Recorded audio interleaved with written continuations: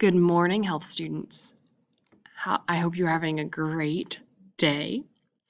Today we are working on our body of evidence. So we are going into Canvas and we are scrolling down and we are going into learning target number 2, food choices. And if you found this video, that means that you've already gone here, so good job. We started to talk about this on Friday, but I wanted to create a video so that if you have questions, you can watch this video as many times as you need to as we continue. As you are working on creating your body of evidence, you are mostly using resource A to make a week-long food plan and resource B, which is when you are making a one-day in-depth food plan, where that's when you're going to use your resource B to justify your choices and reasonings. So, in order to do resource B, we are going to go to myplate.gov. I don't know why the access was denied. Oh, new MyPlate website. Well, I will go in and change that. So we will go to choosemyplate.com and eventually we're going to MyPlate Plan, so you could just choose to go there right away. If you have not done this yet, you need to go into the calorie allowance activity where you're going to press start. This helps to create a food plan that's personalized to your age, sex, height, weight, and physical activity level. So you'll enter your age, your sex, and then how active you are.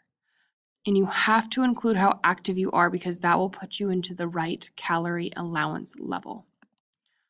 After you go through that, it'll tell you a calorie allowance level. Now, let's say that we are all over the age of 14. Let's say that it has a 2,200 calorie allowance level. This is when you need to remember your nutrition goals. If you're wanting to lose weight, then you want to decrease your calorie allowance by 200 calories. If you are underweight and your goal is to gain weight, that is when you need to increase by 400 calories.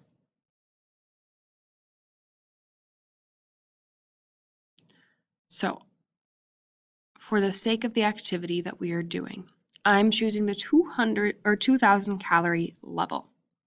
So I'm going to click into that. This is the plan.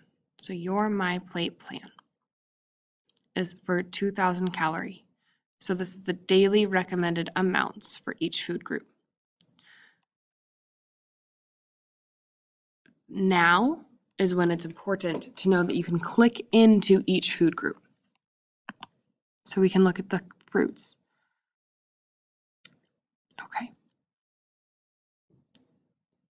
This says that any fruit or 100% fruit juice counts as part of the fruit group. Fruits may be fresh, canned, frozen, or dried, may be whole, cut up, or pureed. So that means that you could do applesauce that has been canned, frozen, or freshly made. Now there are things that we need to consider because dried fruit has a higher density of the sugars. So dried fruit versus a typical apple, like a medium apple, would not have the same nutrient densities because the dried fruit would have more sugar than your medium apple.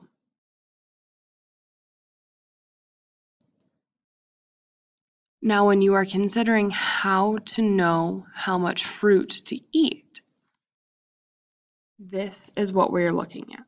So for the 2,000 calorie diet or food allowance, we need 2 cups of fruit throughout the day. So I could choose to have 1 small apple, so 2¼ inches in diameter, would count as 1 cup of fruit. I could go through and I can pick out what I would want. Now, I personally really like grapes, so I might choose to include 16 seedless grapes at some point during my day. It might be a snack, it might be part of a meal. That's up to me. So then let me show you. So then resource B. I have 1 medium apple. Now my definition of a medium apple might be different than their definition of a medium apple. But let's say I'll just change this to small apple so that it's for sure 1 serving. And that's my snack, and I'll typically eat that about 11 a.m. I then move on to lunch and I start to think through, okay, so I need a vegetable that I'm going to eat with lunch, but I don't know how many veggies I need. So then I would go back over and I'd go to vegetables. And again, it says what groups. And then for vegetables, they do a good job too.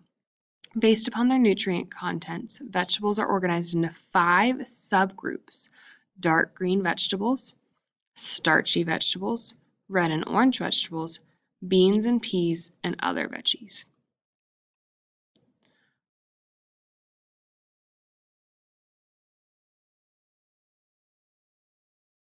So there are a couple different that you can look at. So this is saying for your age ranges, how much you should eat based upon how active you are. But you already know that. And then this has your subgroups of how much you should eat. And this is per week. So if we're looking at per week, how much we should eat. So we need to have a lot of red and orange vegetables.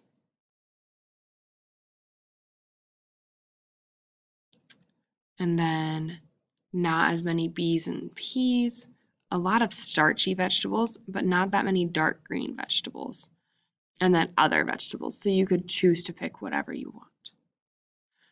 And then we're going to the cup of vegetable table.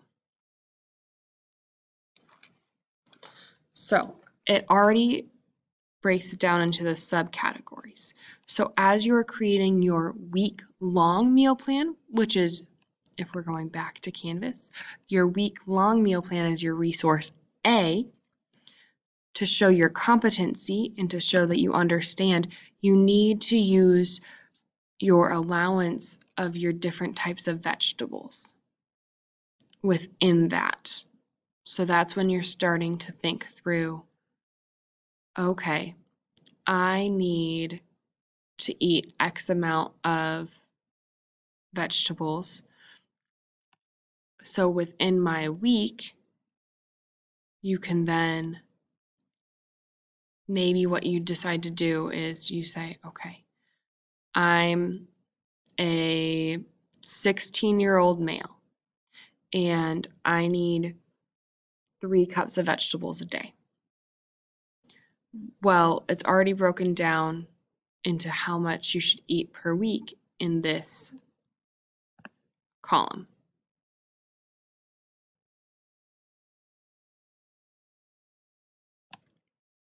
So,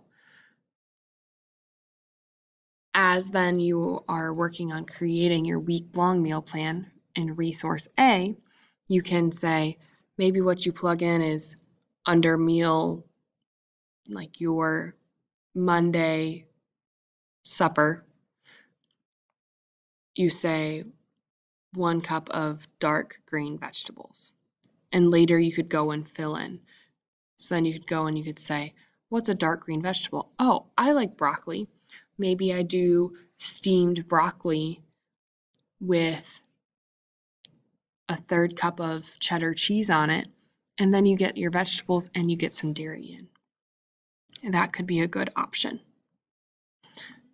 Maybe you like salad, so you decide to include some dark leafy greens. Something that'll be really easy right now to get is pumpkin. So that would show that you're thinking through what is in season. So what is in season and what will save money, but also what fits the food groups that I need. So think through what you like, what is in season, and what allowance do you need.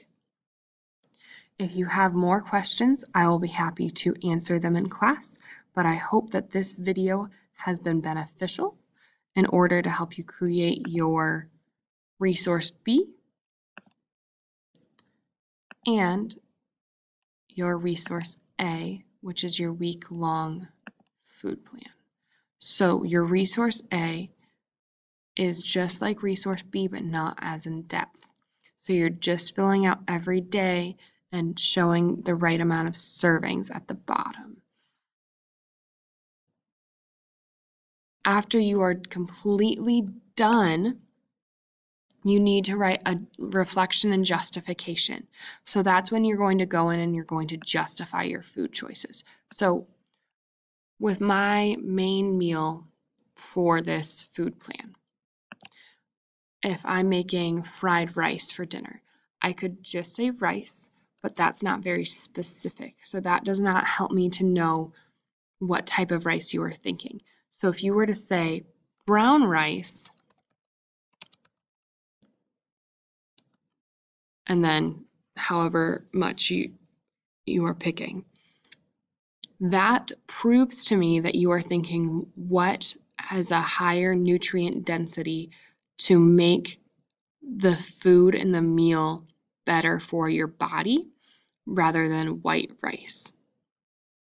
So think through your food choices and think back to learning target number 1 when you made your nutrient chart.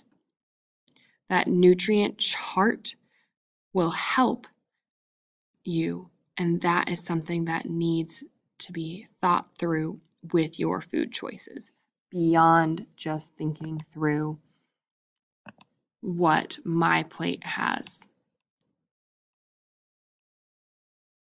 This is a big body of evidence and it will take us some time, but this body of evidence helps us to meet a lot of the criteria. Best of luck. Email me, ask questions in class.